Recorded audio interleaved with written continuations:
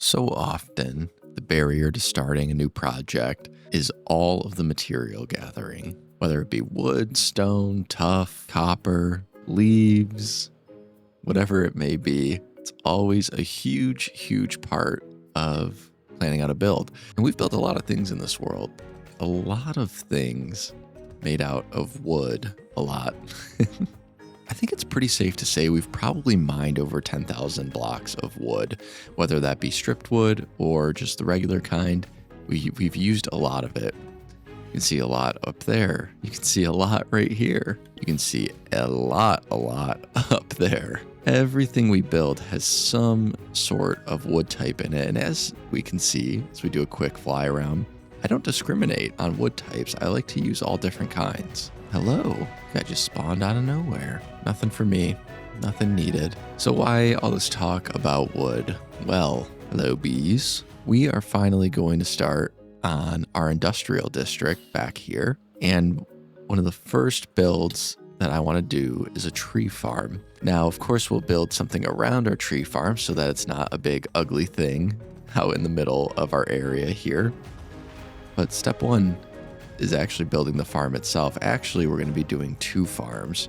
We're going to be doing one for all of the typical wood types, and that farm actually includes mangrove as well. And then our second farm is going to be for all the 2x2 wood types like dark oak, pale oak. So if I'm not mistaken, pretty sure all of our wood types will be covered. And that was very important to me, as I don't want anything limiting what kind of wood we can use. So with that build, though complicated, we'll be able to farm just about any wood you can imagine. Let's check in on our guys over here. Mayor Popcorn, keeping order over all of his subjects. Everyone's alive and well. That's good. They love the pond in the back.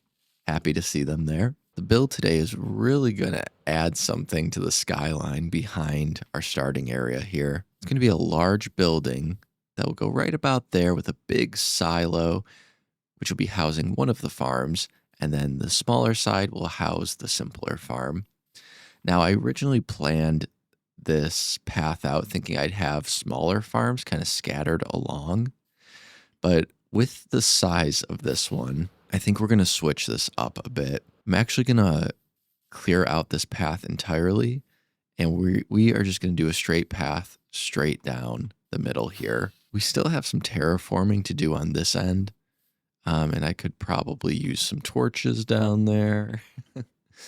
But I want to at least take it to this edge. I don't plan on covering this up, but I do want to at least bring it all the way over here. So the new plan for this area will be to have a main road going straight down the middle, and then we'll have builds branching off on the left and right, and probably one more major one at the end of the road here. But before we get started on any other builds, we're first going to clear this path, and then we're going to build the farm portion of our silo here. We're going to build the farm first for two reasons. One, I think it'll be easier to build without being surrounded by all the walls. And two, well, I need wood to build this build, so we might as well put our resources to use. As the rain starts falling, why don't we hop into a quick time lapse, clearing out this area a bit, starting our new road, and then leveling this out and starting our wood farm. Let's go.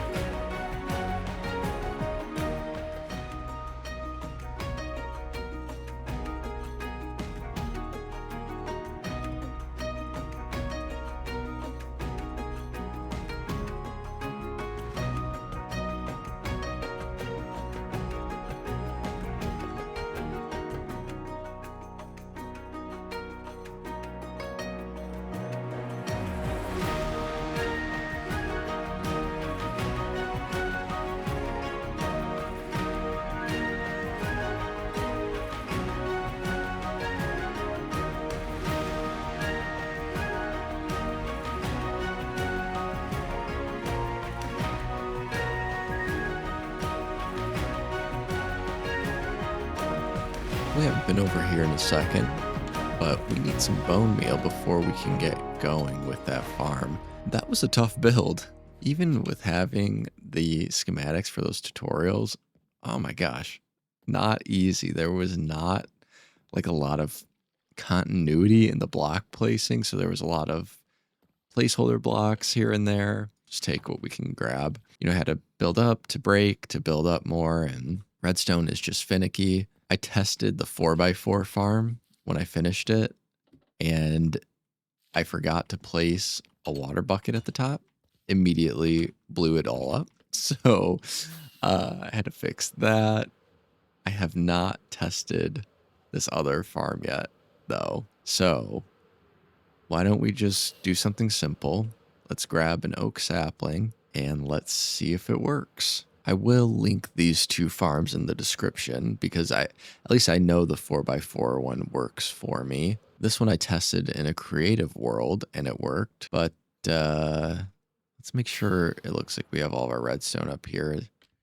That appears to work. Yes, that will trigger, I think. Okay.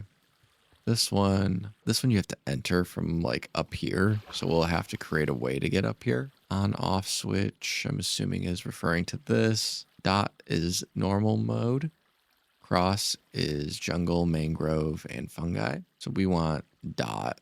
Let's just start with that, and then we'll do a little bit of bone meal in our inventory as well. So I think the way that this works is, I'm pretty sure you just right click, you have a sapling in one hand, bone meal in the other. Oh, this is scary. What does that say? So right now this is going in a chest, and I believe if we hit the sign, or I'm sorry, the trap door, it'll go up into the composter to create bone meal. We don't really need that, I don't think. As the rain comes down, that's never a good sign, but let's hit this and see what happens. Maybe these have to be switched. I think we have a functioning tree farm. Okay. I'm so happy. I stayed up so late getting this done. So much later than normal. And I was so scared that it was not going to work. But, I mean, from what I can see, working just fine. Well, that's not good. What are the chances of that? It's definitely not lossless. But if we now shut that off, so we can set up item filters here so that these chests fill with different things. Okay, something didn't work though. You know what? I bet I'm forgetting.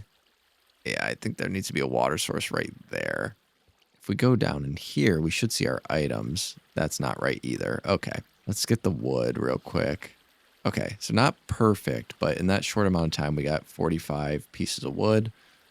We've got some leftover tree up there, but I think all I'm missing is like a water source right there. And maybe those need to be source blocks as well to bring the items up. I'm going to call that a success. Oh, and as the rain stops, we can take a look at these abominations that are going to just do a ton of good work for us. The next step is going to be a build to go around them. I'm going to do a little troubleshooting on this off camera. I think, like I said, I think I'm just missing a couple water buckets. But first, I need a lot of pale oak. So let's actually take a look to see how this one works. Just going to throw this in there for now. We really ransacked our redstone chest for this build. All right, let me grab some pale oak saplings and let's see how that other one works. Because we're going to need a good amount of pale oak for this build. We need a lot of diorite, which we already have.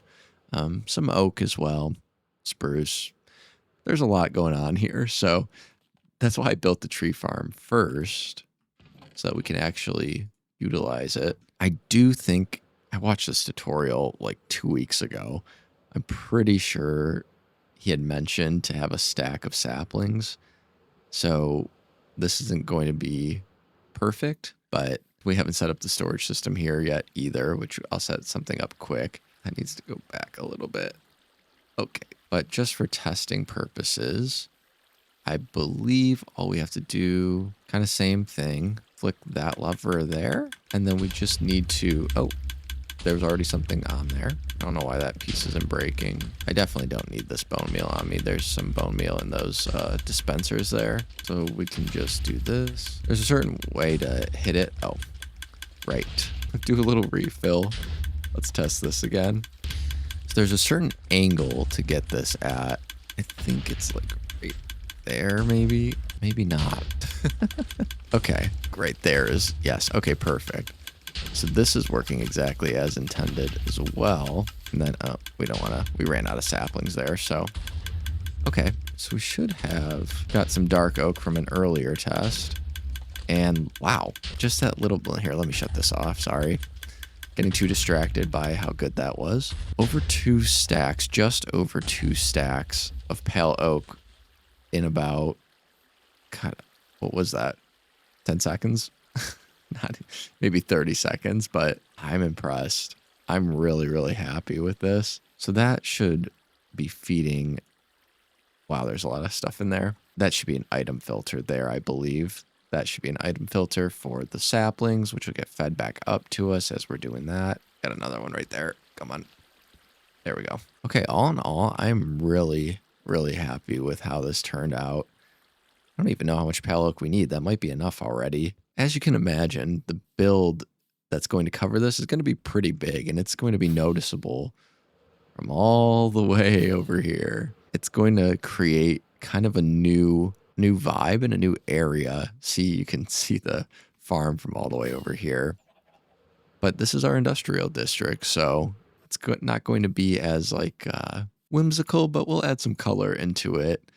I'm excited to get this going, so I'm going to use the farm a little bit more. I'll troubleshoot the other one, make sure we get all the kinks out before I cover it up, and then we have a big build on the way. Hope you're as excited for it as I am. This has been long overdue, and it's going to make a lot of our builds a lot easier.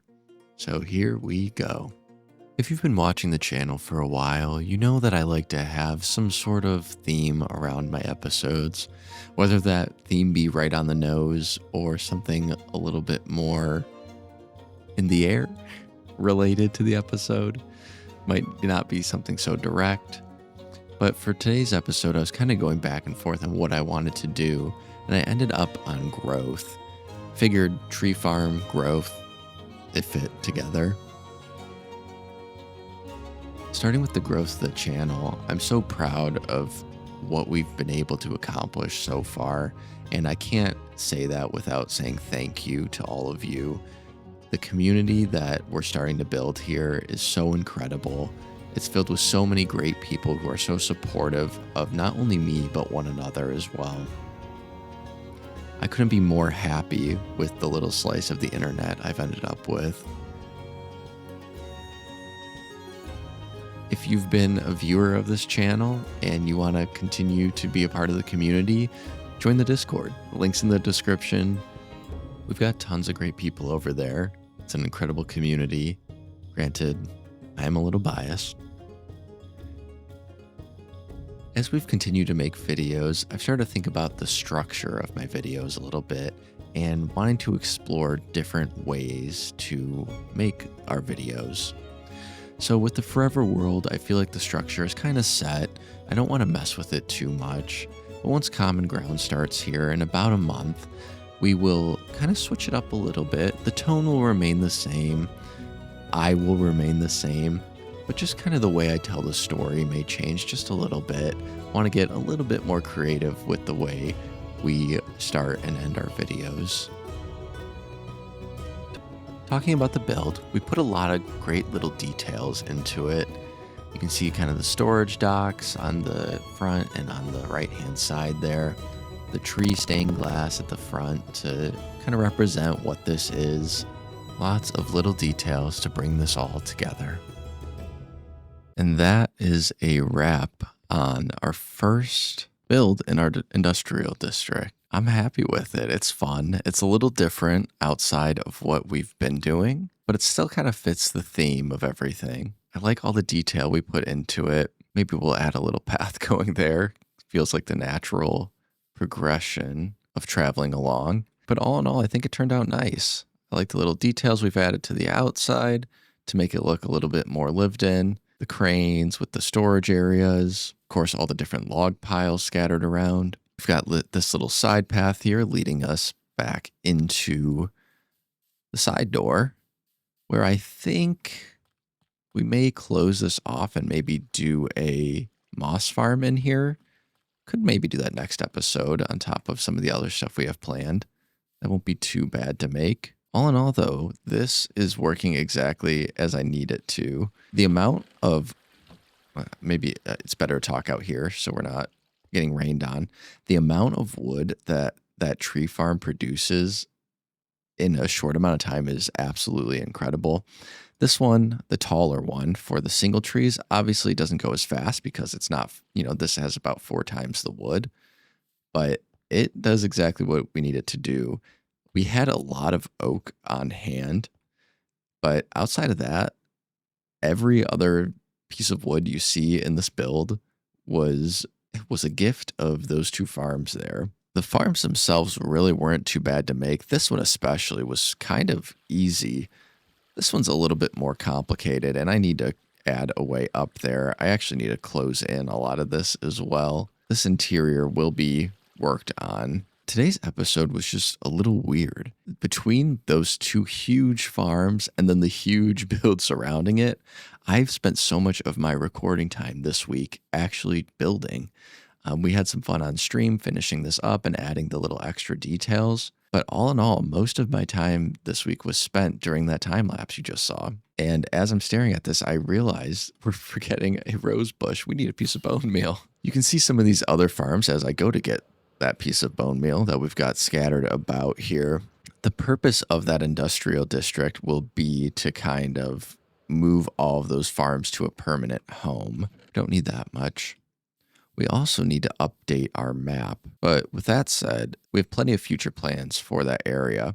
So it's this map right here, those 2 maps, I think. Let's double check that. Yes, we'll need both of these. Okay, let's make a couple new maps. One thing we need bad is a sugarcane farm.